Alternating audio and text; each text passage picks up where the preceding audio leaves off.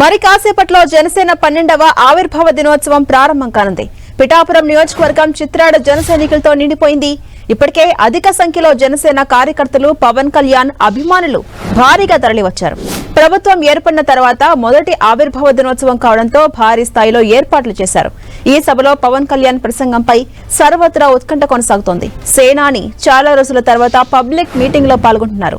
పైగా పార్టీ కార్యకర్తలు, నేతలను ఉద్దేశించి మాట్లాడబోతున్నారు. దీంతో ఆయన ప్రసంగం ఎలా ఉండబోతుందనని ఇంట్రెస్టింగ్ గా మారింది. మరోవైపు ఆవిర్భావ వేడుకకొచ్చిన కార్యకర్తల కోసం పార్టీ అన్ని ఏర్పాట్లు చేసింది.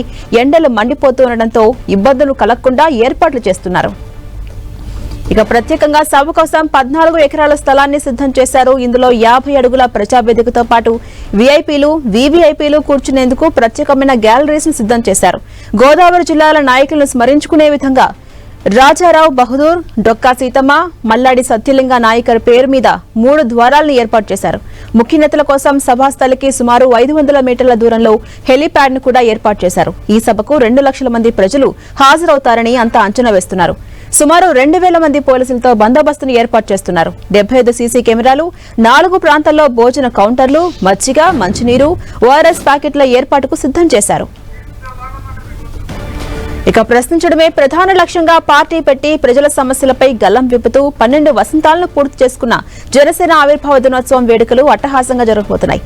జనసేన అధినేత AP deputy CM Pawan Kalyan సొంత నియోజకవర్గంలో జరుగుతుండటంతో ఈసారి ఆవిర్భావ దినోత్సవానికి మరింత ప్రత్యేకత ఏర్పడింది.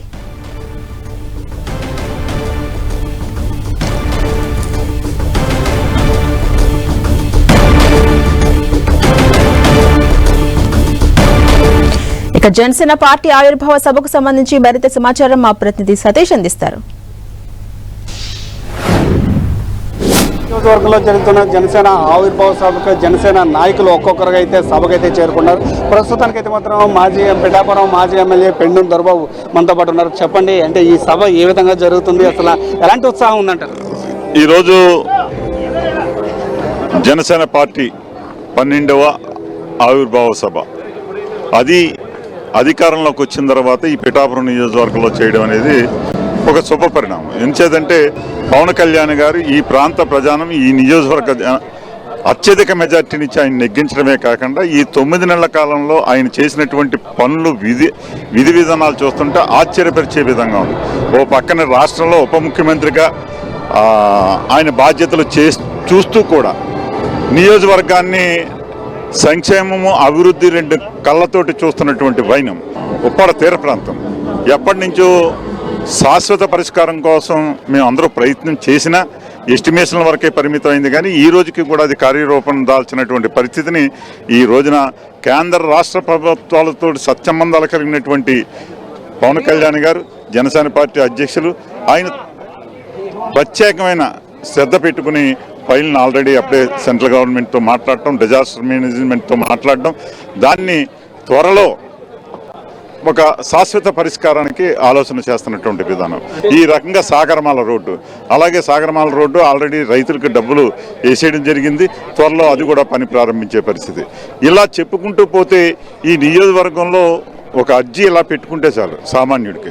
ఆ అర్జీని వెంటనే పని అధికారులు పూర్తి చేసి ఆ సమస్యను మళ్ళీ వెంటనే పవన్ కళ్యాణ్ గారు చెప్పే పరిస్థితి. ఈ ఆవిర్భావ సభలో అంటే పిఠాపురం ప్రజలకి కృతజ్ఞత తెలిపేందుకు ఈ ఆవిర్భావ సభను పిఠాపురంలో పెట్టామని చెప్తున్నారు. అంటే అసలు దీన్ని ఏ విధంగా చూడొచ్చు? అంటే పిఠాపురం ప్రజలకి కృతజ్ఞత ఏ విధంగా తెలుపుతున్నారు, ఆయన ఏ విధంగా గుర్తుపెట్టుకున్నారు, పిఠాపురం ప్రజలు కానీ ఈ ప్రాంతాన్ని కానీ ఏ విధంగా ఆయన పిఠాపురాన్ని ఇంత మెజార్టీ ఇచ్చినటువంటి ప్రజానీకం, ఆయన్ని గౌరవించినటువంటి ప్రజానీకం, గతంలో ఓడిపోయినా కూడా ఇక్కడ దాదాపు 70,000 పైన మెజార్టీని ఇచ్చినటువంటి పిఠాపురం నియోజకవర్గాన్ని ఆయన ఒక సొంత నియోజకవర్గంగా ఎల్లప్పుడూ ఇక్కడే పోటీ చేసి ఇక్కడ ప్రజలకు అండగా ఉండాలనే దృక్పథంతో ఆయన చేసి ఈ ఆవిర్భావ సభ కూడా ఈ పిఠాపురం నియోజకవర్గంలోనే ఆయన పెట్టడం జరిగింది. పిఠాపురం నియోజకవర్గాన్ని అయితే మాత్రం కృతజ్ఞతలు, అంటే తాన్ని గెలిపించిన పిఠాపురం ప్రజలకి కృతజ్ఞతలు తెలిపేందుకు అయితే ప్రత్యేకంగా అయితే మాత్రం ఇక్కడికైతే మాత్రం ఇక్కడ సభ అయితే మాత్రం సభ ఏర్పాటు చేశారు.